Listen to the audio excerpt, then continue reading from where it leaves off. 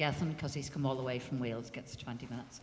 But the first of all thing is say, Fáilte Rove and a big Guramila Maya gave to the Market Development Association for organising this. This is the second Pride event. And as I said last year, it is so important to have that, to have the posters out there. It's really inspirational for maybe some younger people who don't feel confident enough to come out, not only in this community, but in other communities.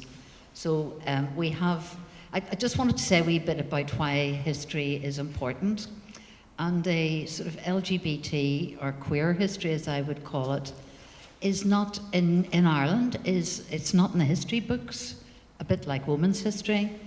It's not talking about it, and even the political parties who have had very active lesbian and gay people in it have not, in my opinion, paid proper tribute to them. So probably 1916 was probably one of the few struggles throughout the world that had so many out and active, politically active lesbians in particular, and also gay men. I mean, and that's an achievement, but that's kind of remained hidden from history. And history is very important because it allows us to celebrate our achievements.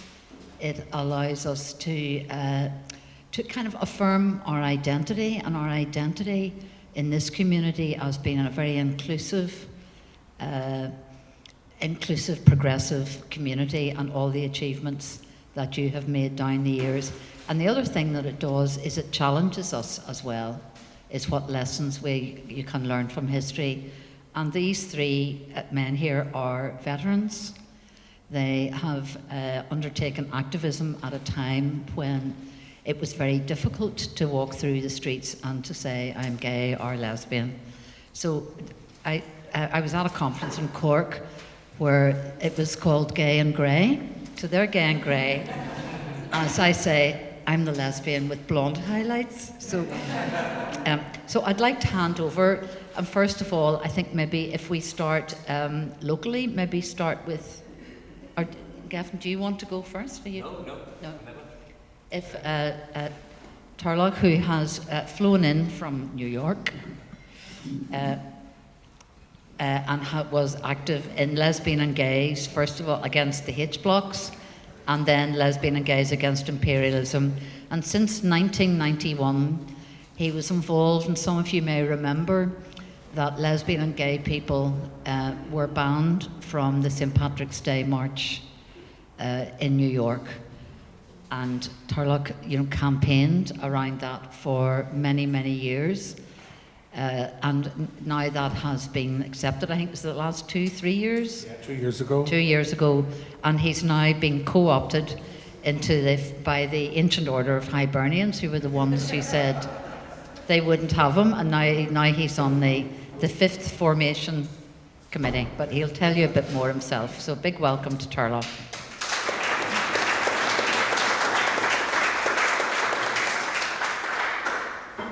Well, first, I want to say thanks to Nicola and thanks to the people of the market community for inviting us here. We really appreciate the chance to tell some of this history. But just to bring us back to that sort of era a second, because we're talking, early 80s, way before cell phones, way before internet, and there wasn't a lot of even information out there that was readily accessible. So growing up as a kid and as a teenager, really the only place you could get information about homosexuality was the wee pamphlet at the back of the chapel that says you'll get over it. It's a sin. The first time I ever really remember hearing about other gay people in Belfast was walking down the Antrim Road past the top of the New Lodge and seeing a Cara Friend poster. And it said, do you think you're homosexual? Call this number for confidential counselling.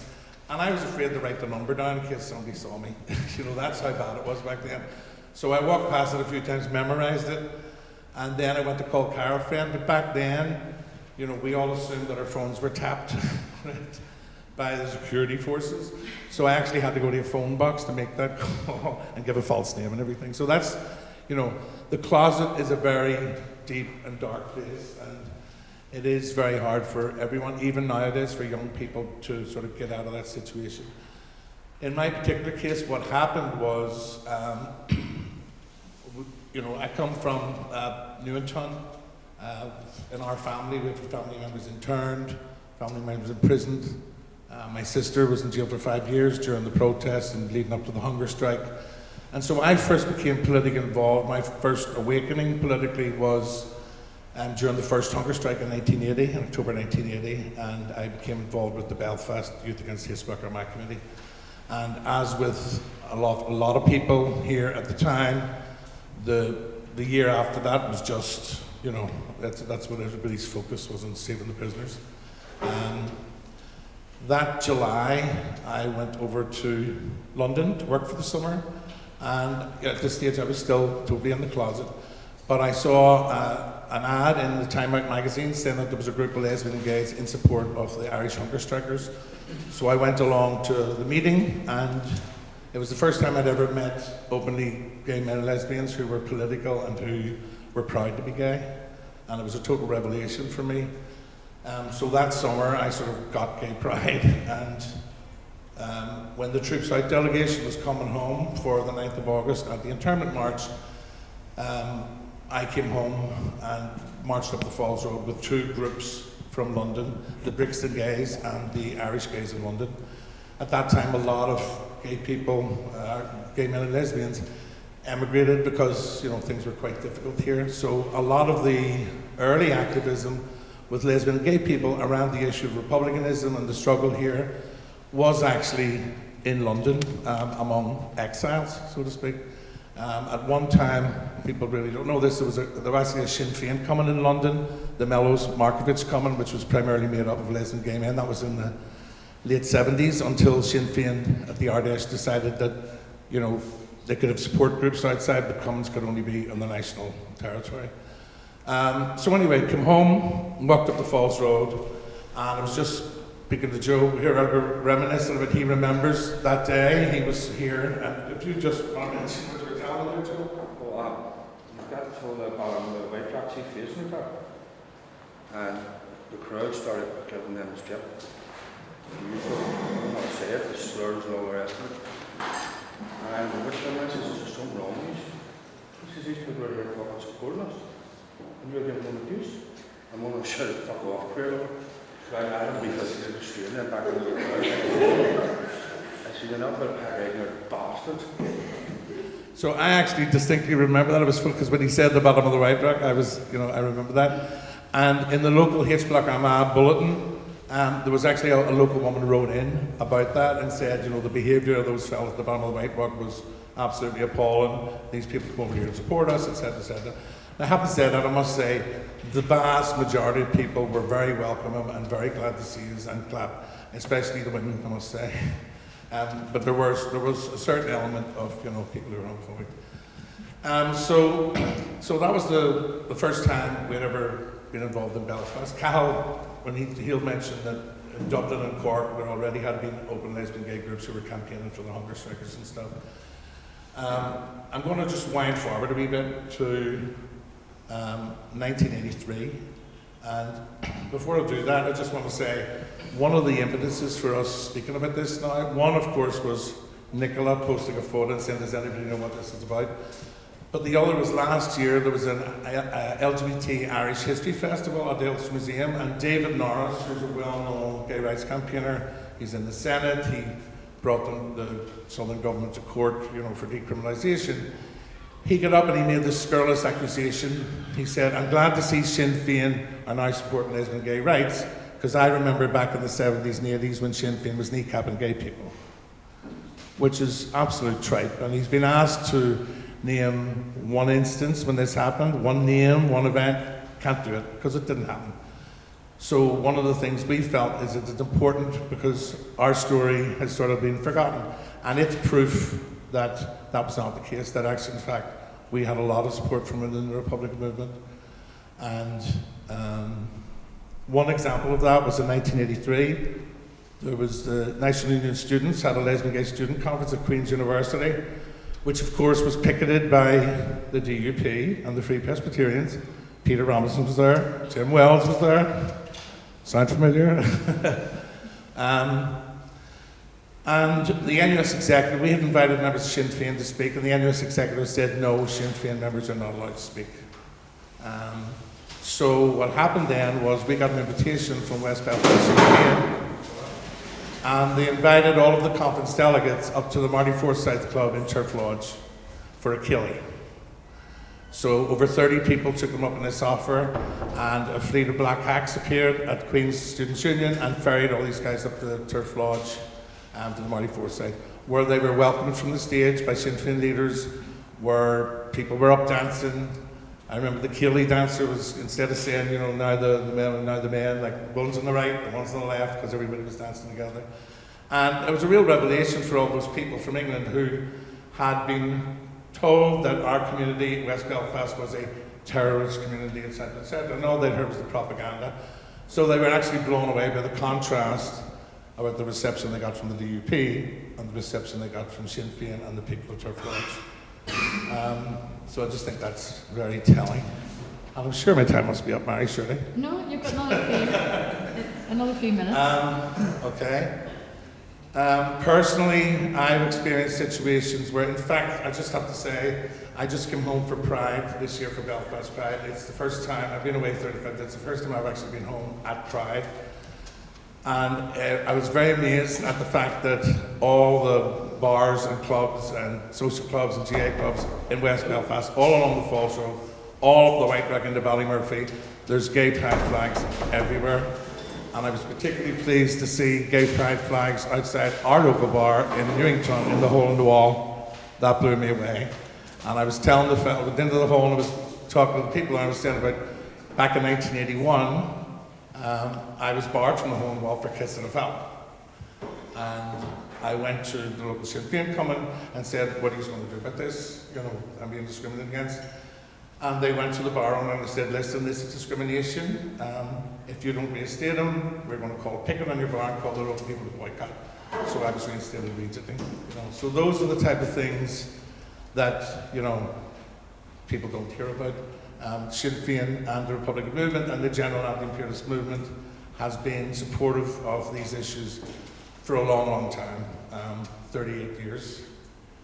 And the other thing you hear about nowadays is people say Sinn Féin is being opportunistic by jumping on the bandwagon now that gay rights are trendy. That's just nonsense. Sinn Féin was the first political party in Ireland to have an official policy document on lesbian gay rights, which was passed at the RDS in 1980.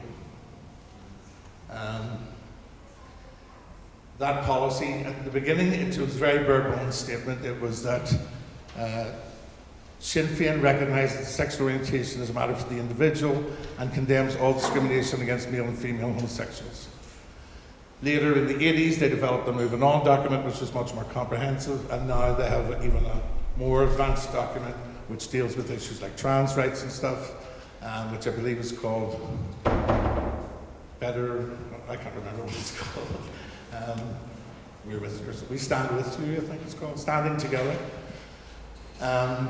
But in 1983, and Charles will talk a bit more about this in terms of what happened, there was a guy basically who was murdered in Dublin by a gang of so-called queer bashers in Fairview Park in the north side of Dublin. And the gang who did it admitted in court that they had been queer bashing, or beating up steamers, as they called it, for the last 6 weeks. They'd beaten up over 20 gay people. And this time they went too far and they murdered the guy, and they got off with suspended sentences. And at that, Cathal and others from Dublin Gay Collective, etc., had a protest march, which was basically Ireland's Stonewall. It was the first major gay rights demonstration in Ireland, and Sinn Féin were there in support. The coming from Drumcondra was there. They gave out flyers in support, condemning this and condemning the state for allowing this to happen. There were other times when there were pickets on the Pearse Street barracks because of harassment of the gay community, and the police using the excuse of a different murder to gather intel on gay activists and stuff. So now you have run out of time. Okay. So you have, but that might be a good place to hand over to Cathal. So here you go. Kerrigan, who is from Cork. Well done.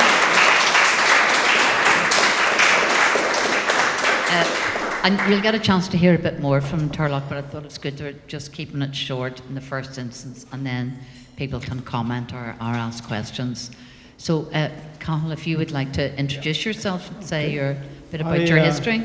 Great. I come from the deep south. I come from Cork, born there in 1955.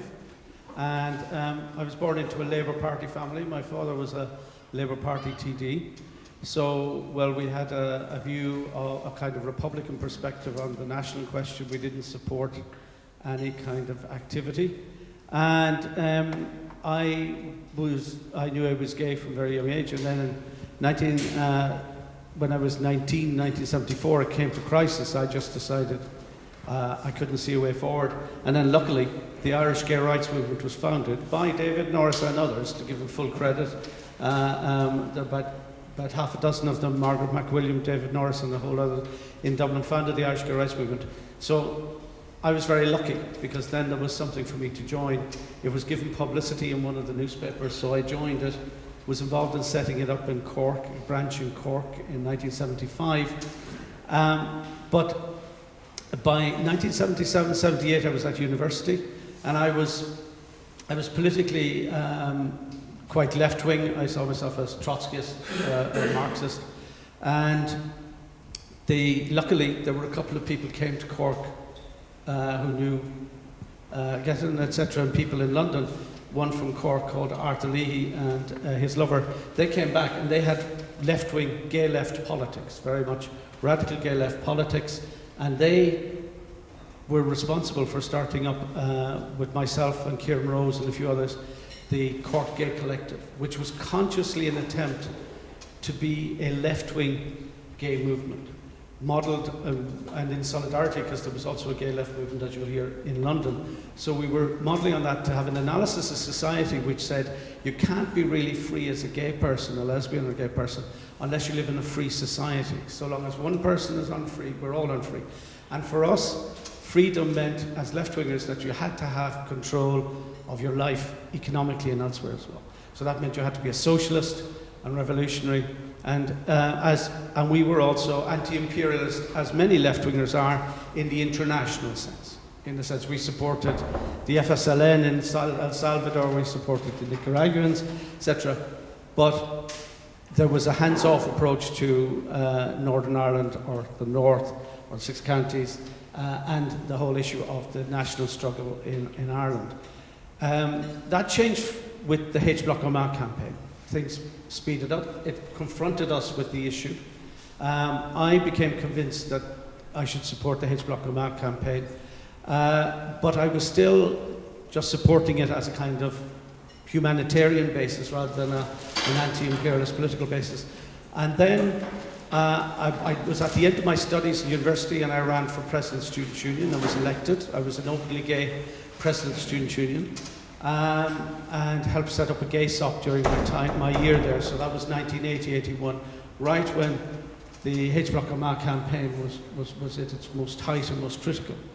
And then something personal happened. A guy called Morteen, who was from Dublin, who was a Trotskyist and was in People's Democracy, had lived in a squat here in Belfast and been very politically active with Bernadette MacNiallis and Fergus O'Hare, etc., and all those people in the 70s in Belfast. He needed a bit of time out, and he came to Cork. And not only did he decide to come to Cork to take time out, he actually came out in Cork, and we became lovers. So he actually radicalised me much more on the H Block Omagh issue.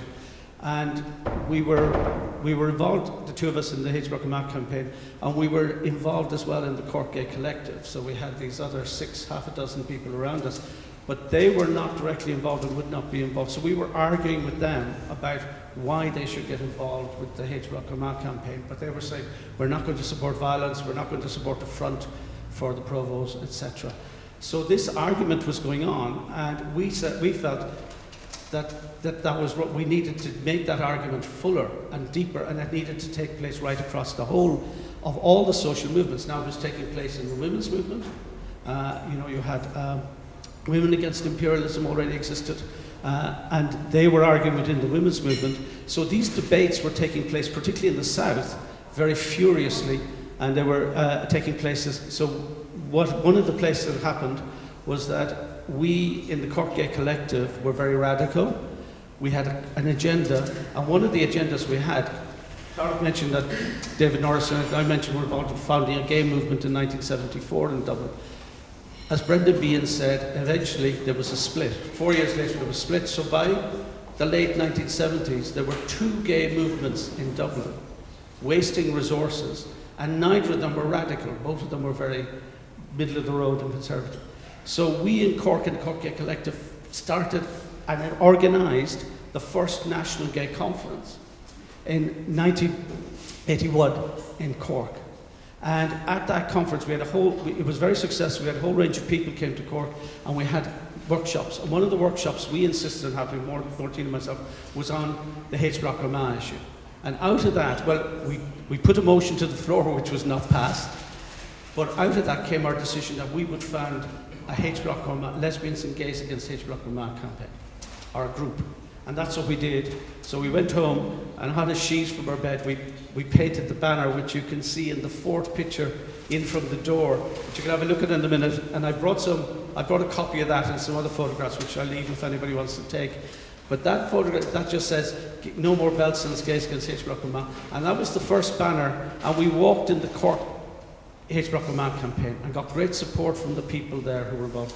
They then came to Dublin. That was after Bobby Sands' death in late May 1980. May 1981, wasn't my date? 1981, and it was a massive demonstration. There were about 50 to 100,000, I can't remember, but it was huge, and we were on that. And part of the thing when you do this kind of stuff is, of course, people around us in the gay movement said, you'll be torn apart. You know, these people are anti-gay, they're right-wing, nationalist, Catholic, who believe in only one type of sexuality, which is procreative. They'd even beat people up for having affairs or, having a lover, cheating on their wives. They'll kneecap people for cheating on their wives. What are they going to do to you guys? So we found, yes, it was difficult, because, of course, people did say, well, what the hell are you doing here? You're just trying to use our campaign. You're just trying to use the H. Block Armagh campaign for your own personal political purposes. So we had difficult debates. We participated in the H. Block Armagh campaign and went into the meetings in Dublin Central, and some people did stand up and say, listen here, these guys are just trying to get publicity for gays on the backs of the prisoners. And we had to argue, no, our position is, like Bobby Sands said, everybody has a role to play in the struggle, however small and whatever role. And one of the problems, we argued that the H. Block Armagh campaign would only succeed if it spread out beyond the core limited community, spread out and involved everybody, whether they were minors, truck drivers, teachers, librarians, gays, lesbians, whatever, working class or middle class. And so we had all those arguments, and it was a very fruitful discussion, and it led on to the fact that after the H. Block Armagh campaign finished, we decided, as Tarlach said, to continue, and we changed our name to Lesbians, Gays Against Imperialism. Now, to be honest, and there's a poster up there you'll see, and I brought copies if anybody's go. In April 1982 in Dublin in Liberty Hall, we tried to launch Gays Against Imperialism as a big gay movement. It didn't work. So we did march, and we did march in 1984 in the anniversary of internment march, in which John Downs was killed. But that, and you can see photographs from that as well, which we marched with the Belfast Gays Against the banner. But we were not a large movement. We were only a group of about a dozen people at most, to be honest, marching under flags of convenience. But we were making a point in 2 campaigns. In the gay campaign, we were fighting for the issue of socialism and anti-imperialism and the rights of people here in the north, and how important people in the south, whether if they were gay, they should also be. This is one of the questions Marie asked earlier when we were talking about this. Said, if you're gay, surely you feel oppression, surely you will identify with other oppressed. And unfortunately, that's not true. People who are gay men do not have suddenly, somebody who's a gay man doesn't suddenly feel a huge empathy for people in South Africa or people in West Belfast. They actually think, well, I've just got my struggle as gay, and I don't have to I just want my bit of freedom. And what's central to all our struggles is that freedom is not divisible. You can't have your bit of freedom. You can only be free when everybody's free. And I think I should let you hand over to Gethin and give it to us. Thanks.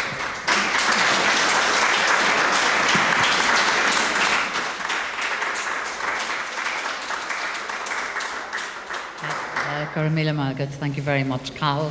And Cathal's raising the point there, which I think the market is actually a very good illustration of it, is that here you're having a pride solidarity night, and that you yourselves are fighting for social justice around housing. And I suppose the point that Cathal and Tarlach are making is that you can't just do one thing without doing the other. And I know that yourselves, while housing is a priority, you've had to take on the developers, you've had to take on what is the future for Belfast. Does it lie with leaving it with corporate America? And so they've been, and they're actually living proof that it's possible to make alliances, even though for some people it's quite a challenge. So moving on to our very, very big Fáilte Road to Gethin. Gethin Roberts is Welsh, very proudly Welsh, was involved in the lesbian and gays supporting the miners. And some of you are too young to remember the miners' strike, but it was Margaret Thatcher's big strike. I blame everything on Margaret Thatcher. More latterly, maybe Donald Trump as well. But she tried to break the trade union movement through the miners. And Gethin was very involved, and we're going to hear a bit about how he's managed to to join together his own personal struggles around being a gay man with also the other struggles for human rights. So Gethin. Right, thank you very much, and it's amazing to be here and to hear some of the stories, because we have so much in common and so much in terms of similarities in what inspired us. So what I wanted to do is to very briefly say something about the miners' strike, talk much more about Lesbians, Gay Sport, the miners, and what it was that inspired us to do that, and why we got involved in supporting miners, a bit about the immediate outcome of that in terms of how the mining trade union responded to that. And then, because we've had this really weird experience of having a mass market film made about us. I mean, most gay activists who have amazing stories do not get this kind of attention. They don't get a film that goes all around the world. And certainly not one that's pretty positive, that's pretty much accurate in terms of its facts. And enables a whole new generation to discover some history that otherwise would have just disappeared. And I think there is a real danger that our history doesn't get recorded, told, shared amongst the younger people joining our community. So the film is about a year-long strike, March 84 to 85, involving coal mines and coal mining communities across the whole of the United Kingdom, from Scotland down to Kent. It was engineered by Margaret Thatcher, it was deliberate, it was brought about as a fight. They set out to pick a fight with the National Union of Mine Workers, essentially as a revenge for the miners having won a strike 3 years previously, brought down Ted Heath's government. Margaret Thatcher came to power with a plan to start another strike and to win it, and as part of that to destroy the NUM as the first stepping stone to destroying the trade union movement. And she pretty much succeeded. But there was a fight back. There was 12 months where mining communities across the country were out on strike. The kind of things that they did to win that strike, they started planning 3 or 4 years beforehand. They stockpiled coal, they militarised the police, they drew very much on the experience of the RUC, and they set up the tactical support groups, and they gave rank and file police officers training in crowd control using batons and shields and all the rest of it. They used the security services. They started penetrating the trade union movement and planting moles there. They changed social security legislation so that dependents of minors were deprived of income that they would otherwise have had as state benefits that they paid for. And they put in place legislation so that they could seize the assets of trade unions. So one of the things they did right at the start of the strike was to seize the assets of the National Union of Mine Workers to strike funds. So the NUM was then no longer able to pay strike pay. So they then started using the police in entirely illegal ways, setting up roadblocks, preventing miners and pickets from moving around the country, entirely illegally. You know, they'd stop coaches on the motorway and say, right, you look like miners, turn around and go back, all the rest of the lot of you. So that's basically what was happening during that period, March 84 to March 85. And one of the responses was from a whole cross-section of people, not just the left, but from all sorts of people, we cannot allow these communities to be starved back to work. So all sorts of communities started raising money.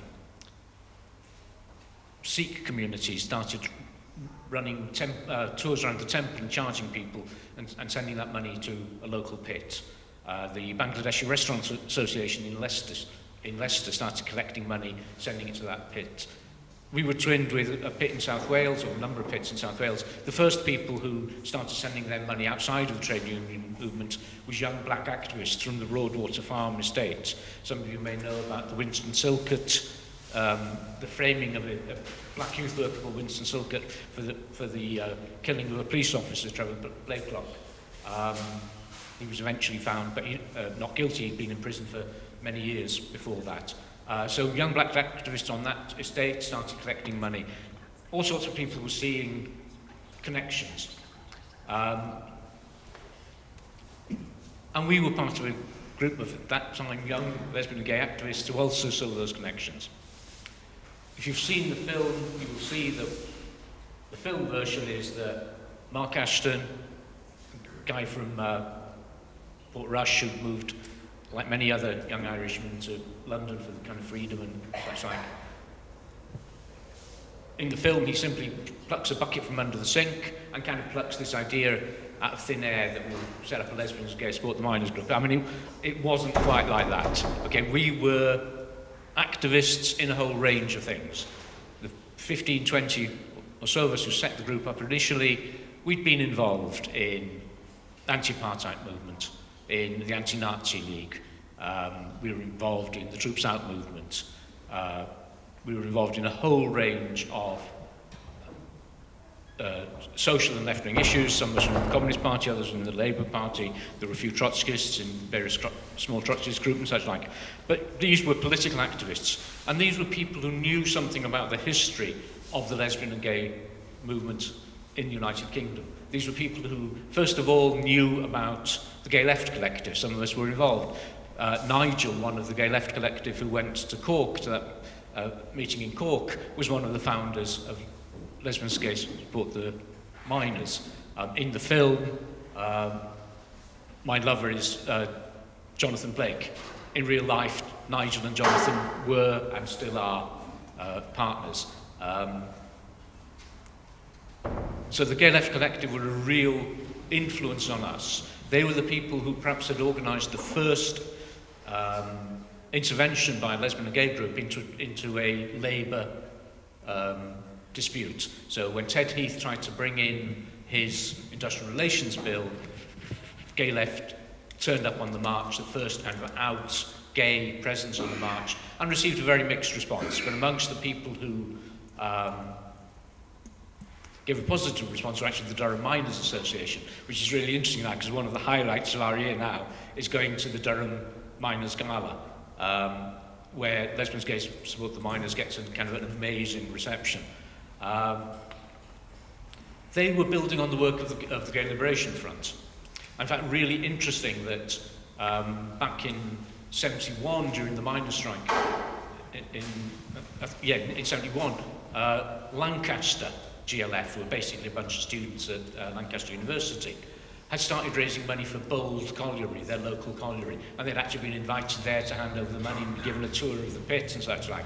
You know, again, long before we were doing anything like that, other lesbian and gay activists had already done that. And of course they were building on stuff which they knew about, going right back to Edward Carpenter, you know, the kind of start of the modern lesbian and gay movement in the United Kingdom was Edward Carpenter, a socialist, one of the people who founded the Independent Labour Party.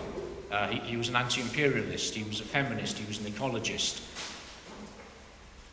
If you look at the United States, who started it there? Harry Hay, a communist, a feminist, a environmental campaigner. So right from the start of these modern lesbian and gay movements, the people who've been involved have seen those connections, have seen the connections between different strands of activism, between different communities and so forth. So that was very much what inspired us. The film kind of gives a kind of broadly correct thing, but I think one of the things it does overplay is that relationship. Lesbians, Gay Sport, the Miners did this, and then the Labour Party adopted a gay rights policy pushed through by the National Union of Miners. That's definitely true. That is exactly what happened. And then the film kind of implies that, you know, everything flowed on nicely from there. We suddenly got legislation and all the rest of it. It wasn't quite like that. And none of it would have happened without all that stuff going back to the 1920s. Or the 1890s, actually, when Carpenter first started doing stuff. So there'd been a kind of a long history of trade union activism, of left-wing activism, of ordinary people, in-your-face, badge-wearing, banner-waving, insisting on their right to be there, their right to be there as lesbians and gay men, or as bisexuals, or wherever it might be, in exactly the same way as was happening in Ireland at the same time. So that's basically where we came from, and what the history of what we were doing was. And then suddenly 30 years later somebody decides to make a film. And in fact, you know, the reason that the film was made, back in the 78, 79, when there was that final round of pit closures and the death knells of the mining industry, another strike, and two young gay men in Manchester having a conversation on the bus. One of those was Stephen Beresford, who wrote the script of the film. His partner said to him, "Why don't we do something to raise money for the miners?" And Stephen said, "Why on earth would we? What have they ever done for us?" And his partner, who was a little bit older than him, said, "Let me tell you a story." And he told him something, a garbled version of the story of Lesbians, Gay Sport, the miners. And Stephen kind of thought, he was a young actor, and he thought, if this is true, this is urban myth, was his first thought. Can't possibly be true. But he thought, if it is true, I want to make a film about it. And he kind of carried that idea around with him for another 25 years or so, until he became a kind of relatively well-known script writer, theatre writer, got opportunities to pitch for films. So he pitched for this film, and we suddenly, you know, we kind of found that somebody put up £11 million. In fact, it was Cameron McCracken, the director of Pathé, who made The Iron Lady, the film about Margaret Thatcher. Apparently when he saw our script, his immediate response was, "I want this film. I made The Iron Lady, I need to make amends." So suddenly there was £11 million to make a film, and then at the end of it they actually pitched in more to make the film even better. So that doesn't happen to many people. It's been an extraordinary experience. But one of the amazing things about it has been the reception of the film all over the world. And for loads and loads of young people, that the response to the film was, we need to get involved in something. We need to do something similar. We need to look at who are the miners now. How can we support them? And one of the very obvious groups of people that currently people look at and say, who's been persecuted? Who's been demonised by the press? Who's been attacked by governments? Who's been attacked by the right wing? Migrants. So what we've seen, certainly in London and in Brighton, really active lesbian gay sport, the migrants group, set up very much the name. It's a bit of an anachronism now to go lesbian and gay. Anything, you know, now you've got a long list of letters of people you need to include. But they wanted very much to kind of honour lesbians and gays, both minors, and to flag up that they were deliberately doing this in response to what we did 30 years ago. But we saw in Copenhagen a lesbian and gay sport, the minors group. We've seen in Brussels a lesbian and gay sport, the migrants group. We've seen in London, Ontario, a lesbian and gay sport, the migrants group. All of this kind of coming from that film.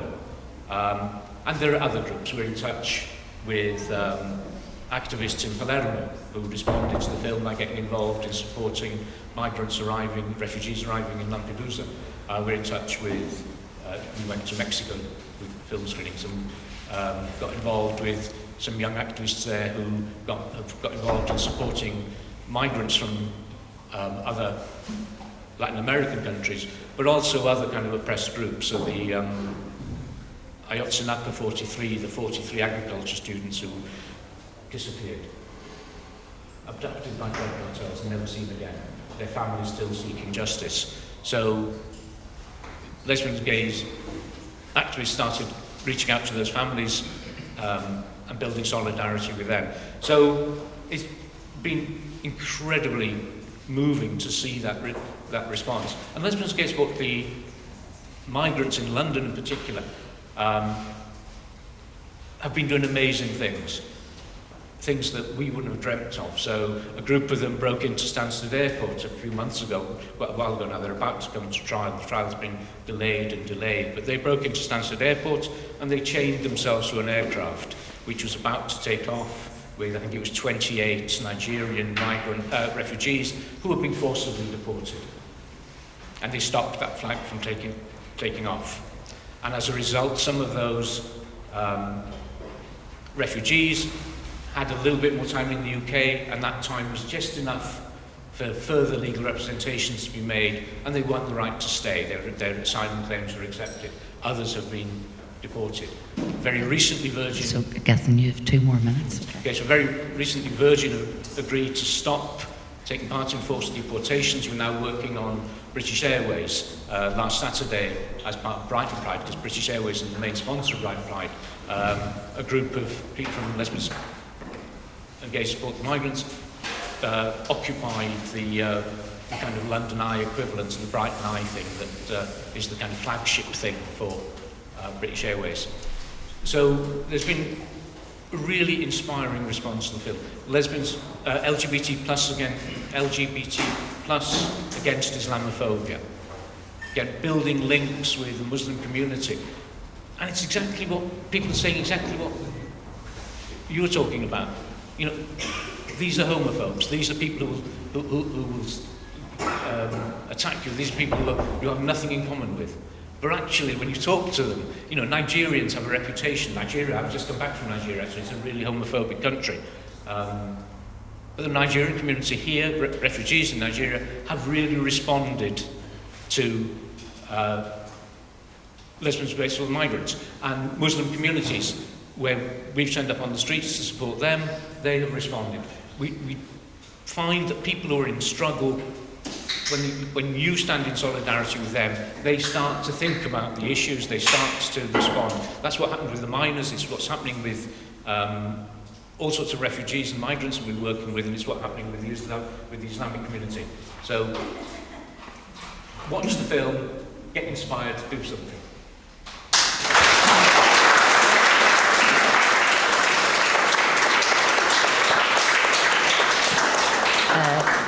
Thank you very much, Gethin.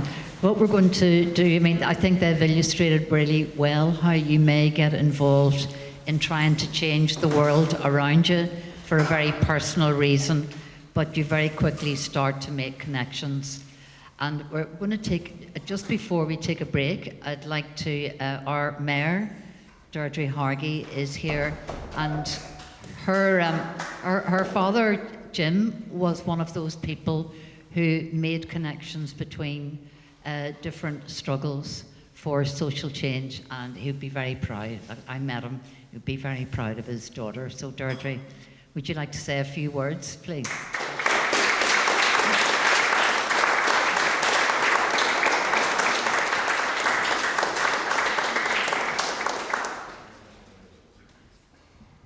very much, and thank you. And I watched the film, and it was brilliant and very inspiring, and just solidarity to use. But I want to firstly thank, I'm a market girl, born and bred, still live here, and I'm really proud of this community for holding its second Pride Night. It started last year with the likes of Nicola and others who were involved in the MDA and in the festival committee.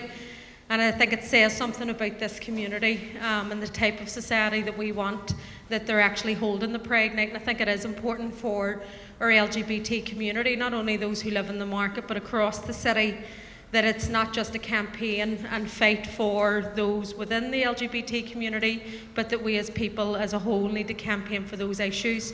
Just like the solidarity that was shown in terms of the H-blocks, the miners' strikes and other campaigns which LGBT activists were involved in. We were a bit late because we were at a civil rights discussion tonight with Mick Pearce, who's here from Queen's University. He's a lecturer, and it was an event that Queen's were involved in with the local campaign group in the market around the right for housing in the city, and it's still an issue 50 years after the civil rights movement here that communities like this are still campaigning for. And just as part of that, I've taken on the role as the Mayor of Belfast, only the 5th woman to take on the role. So again, that's reflective of the change that needs to happen.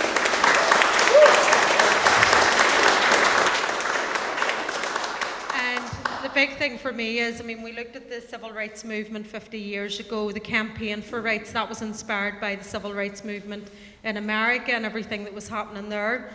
And again, it was issues around the right to vote, around employment, economic rights, and the right to housing. And over the last couple of years in Belfast, and indeed across the north and across the whole island, across Ireland, we have seen again people taken to the streets to demonstrate for their rights. So we have seen MacNiallis and Irish language speakers coming out onto the street to demand their rights around the Irish language and protections. We have seen housing campaigns out on the streets, because in this city we have 10,000 families who are on a waiting list for homes, and sees over 22,000 children across the north who have no houses. And when you look at the minority ethnic and also our asylum seekers and refugees, they are caught up in that issue around housing and also their status when they're fleeing other conflicts to come here to seek refuge.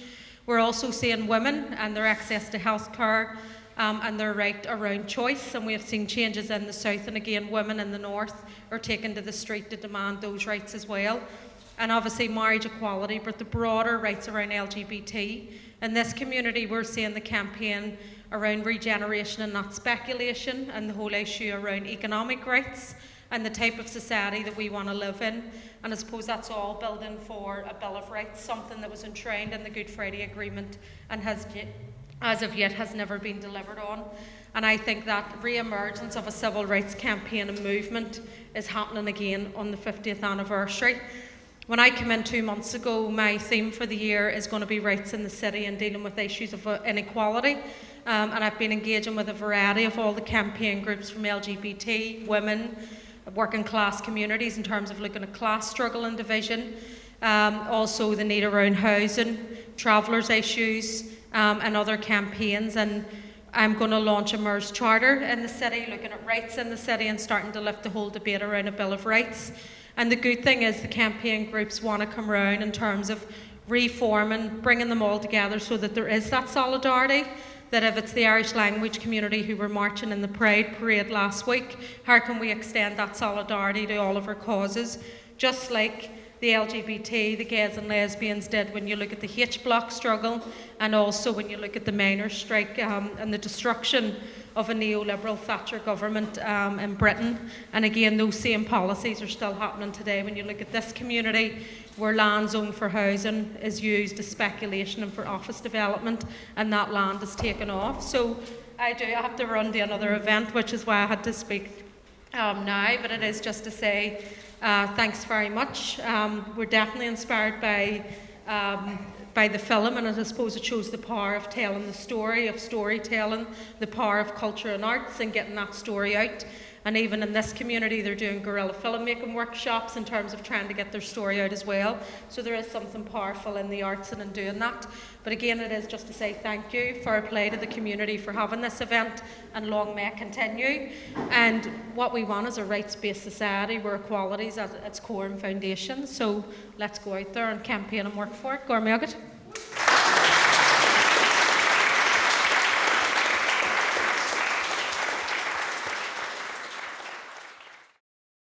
One of the things I'd like you maybe just to talk about, it's, I don't think if you're lesbian or gay in Belfast, it is too hard to imagine how daunting it is to walk up the Falls Road as, you know, the first queer person to walk up, you know, behind a group of people from London.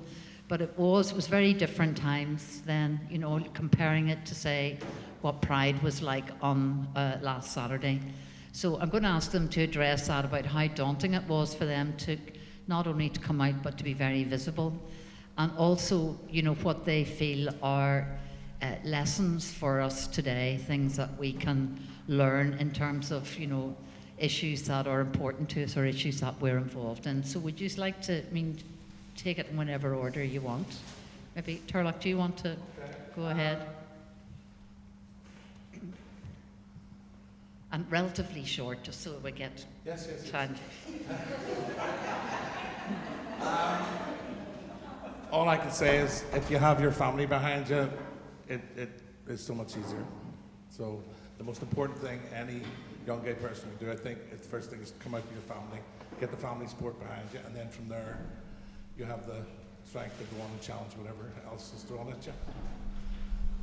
As far as the importance of solidarity, going way back in Irish history, from the Choctaw Indians sending money over to the famine, the victims of the famine, through to the famine refugees who went to America, who ended up fighting on the side of the Mexicans against the United States invasion in 1847. You know, there's always been solidarity among movements. And closer to our own time, with the Green and Common women, and the Armagh women with the strip searches and all the way through. And so I think that continues. And in New York, for instance, I'm in New York now. In America right now, there is a lot of intersectionality, a lot of solidarity between the Black Lives Matter movement, the immigrant rights movement right now. Those are the sort of two big issues that are under attack by the Trump administration. And certainly here, the parallels with the Irish language, women's reproductive rights, and marriage equality. But in terms of what has all of this got to do with, you know, the quest for national self-determination and then the petition, I just want to draw because some people say, and as Cathal was talking about earlier, like, why are you bringing up this issue? You know, there's prisoners dying, what has this got to do with it? What is people say your sex life, as if it's about your sex life. And, you know, even with women's issues, there's a lot of people say, we need to focus on getting United Ireland and then everything else can come after that. Well, that's not really been the case historically across the world. And I just want to give two examples. In Cuba, when they had their socialist revolution, the issues of lesbian gay men were not on the agenda. And during the 60s, even though Cuba was a very successful socialist revolution and did amazing things for the quality of life of most people in Cuba, gay men were rounded up and put into prison camps.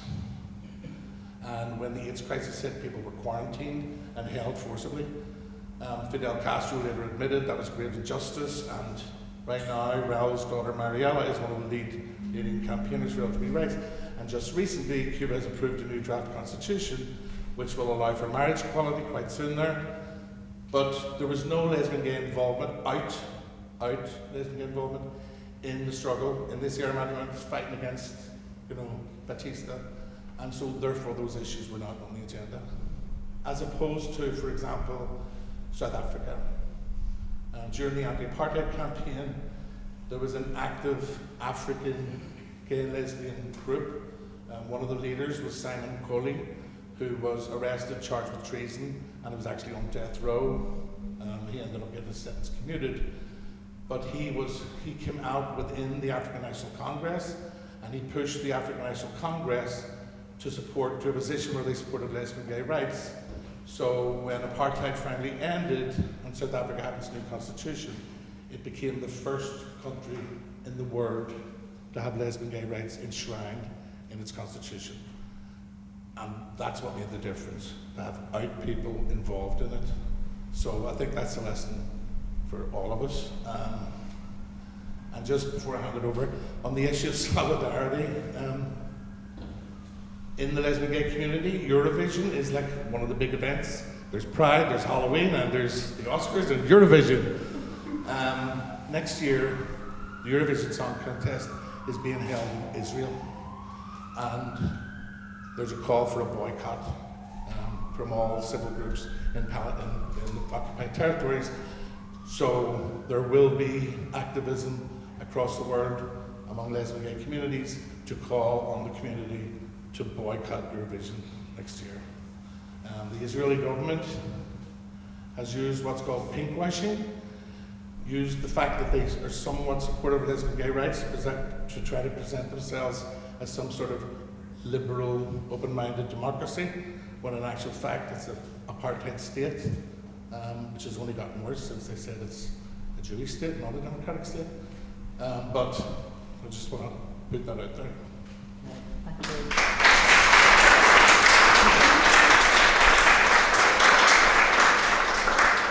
I suppose if I answer the question maybe in a more personal way, for me, you know, I'm in my 60s now, and when I was 16, things were very dark.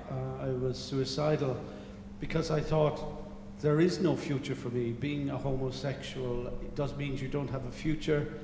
At the time, there was only one television channel, and it used to show one comedy show called Are You Being Served, with a kind of outrageous camp gay man sort of thing. And this was the future you had. So I saw no future. And also I felt totally isolated. And then if you say, well, what I discovered was a growing community. And, you know, Jean-Paul Sartre famously said, hell is other people. Getting on with other people is not easy, no matter who they are, even if they're partners. And so what I discovered was community. I mean, my life has been a growing search for connections to other people.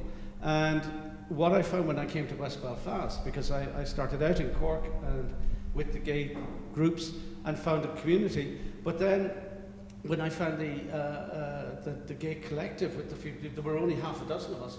But now what happened is that we were, okay, it was a smaller group, but we shared a lot of the same ideas, and we shared a dream about how to live better and how to live differently and how to build a better future and try to build a better future. And when we founded Gays Against H Block Armagh, we came to Belfast. Well, first we went to Derry. So maybe I should give credit to Derry. We went in for the Bloody Sunday anniversary, February 1982. We had founded Gays Against Derry in Cork, in Dublin. We had the banner. We had a couple of people involved, like Tarlach O'Neill from Derry and Mick Quinlan, etc. And Tarlach said from Derry, said, come to Bloody Sunday. We went with the banner, and he and Martine and myself, and I don't think you were there. I think you were there. And about 5 of us were there. And then suddenly, as we walked down the hill, we were joined by about a dozen local young gays. And they were delirious, and they took the banner from us. They were so delighted. And I discovered this joy because they were part of the community, but for the first time they were visible. They had a way of showing that, of being seen in that community. They were living in that community. Now, they weren't closeted in the sense that they were living covert lives. People knew they were gay, they were young, outrageous gay men. But now they had a chance to take a dignified stance as part of their community, as part of the annual commemoration of Bloody Sunday, and to say, we're here, we're queer, and we're part of you. We're part of your families, we're part of this community. And I discovered that that's part of the joy. And I think you'd see, if you watch Pride, those of you who haven't seen it, one of the reasons why it's a fun film is it's like a musical. It's good fun, it's got good crowd. But we had fun. I mean, we also, despite what Tarlach said, there was some sex involved, and love even. So we did have fun. So these demonstrations and political activism, I mean, it was how I found love. The people I found love with were other political activists, because they're people I shared with, and I ended up sharing my life with them. So, to answer your question, I know it's a very personal way, but I think that for me, I didn't sacrifice anything for the movement. The movement was my life. It gave me a meaning, it gave me a life, it gave me lovers, it gave me friends, it gave me support when I was going through rough times, and it gave me a broader community, because when we came to Belfast, there were people, progressive people like Fergus, who's here, Ansel, a whole load of other people in Belfast who embraced us, and they brought us to to the felons. They brought us into the community, and we were part. And while there were people there who might have looked from the distance in the bar, they might have thought, oh, maybe they're not quite as approving. They didn't come up and criticise us or throw us out. They just kept their thoughts to themselves or whatever. And that broader community was one of the bigger things as well, because that's what's transformed now. When I left Ireland in '92 to go to Amsterdam, being gay was still a minority thing. It was neither popular nor profitable. I came back in 2003 to Cork to discover that the LGBT society in the university was the most popular society in the college. And everybody, just last Sunday we had Gay Pride in Cork, and I went on the march or the parade with people from the staff network, LGBT staff network in UCC. We walked through, and there were a whole range of the community were there. And one of the small things, and I have to be careful because you could reveal your own old-fashioned ideas and prejudice possibly, but on the way to the march, I was on the bus, on the upstairs bus, passing through the main street, and I looked down, and there was a woman of African background with her 7 or 8-year-old son by the hand, and they were walking down the main street, and he was waving a rainbow flag. And I thought, that is transformational, that is just amazing. And what it is as well, sorry, it's a long-winded way of saying, that not only did I find in hard times community, but it also means about transforming community that we actually go out and we actually are part of the community. Because you can build separate lives. You could have a nice life in the market. Sorry, this is very cheeky of me now. But you could build a very nice life here and say, well, we're fine. But we have to transform the whole of society, not just a little part for ourselves. Even though that is good, it's not the only thing as well.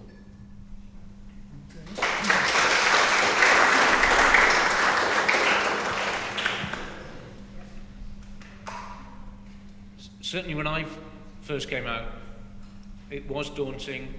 There were challenges. I got queer-bashed a number of times.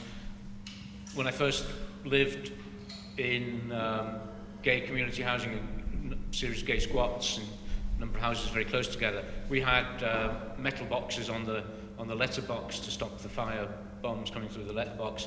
We had klaxons so that we could summon help from the adjoining houses when we were under attack by the National Front and so forth. So it was quite a different time and real challenges. But I do think that we had real advantages over young people now. For a lot of us, the time we came out was going away to university, actually moving away from your family, living independently, because we had grants. You know, we were financially independent. We had cheap housing. There was lots of squats, lots of short life housing. And if you wanted a job, you could find a job, and that job was relatively secure, relatively well paid. I mean, if you're a young person now, you've got university, if you can get into university, you're ending up with massive debts. You've got no grants, you've got loans, you're building up debt all the time. If you have a job, it's going to be on a 0 hours contract. You don't know whether you're going to get any work next week or the week after. You've got no job security. The kind of economic background that you're surviving in is very, very different, and I think that makes it much, much harder. So probably you are now much more reliant on your family and so forth. So lots of things we did have easier than young people do now.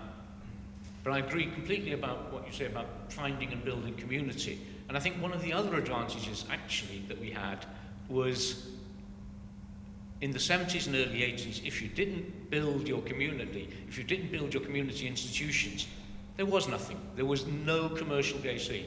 The gay scene essentially consisted of odd nights here and there. actually in London very often in Irish pubs. So the Hemmingford Arms, run by an amazing Republican family, hosted, you know, it's where most of us involved in lesbians, gay sport, the miners got to know each other. It was the centre of queer life in the late 70s for most young people. But that was something that we put on together. The Bell, which is the film, the pub featured in the film where Lesbians and Gay Sport, the miners did most of their collecting and such like, you know, that started off, and I mean, it was a series of nights put on by lesbian and gay activists. The Icebreakers disco in what's now Central Station. I don't know if any of you, you're probably all too respectable to go to the underground bar in Central Station when you're in London, but it's, you know, kind of London's leading fetish bar. But in those days, it was a community initiative funding one of the counselling groups. So people were having to do that kind of stuff themselves because there weren't commercial gay bars, there weren't nightclubs, certainly wasn't Grindr. So if you didn't do it yourself, it didn't happen. And I think that gave us an impetus, and it gave people experience of organising, of building things. And I think that was really, really essential for what we did.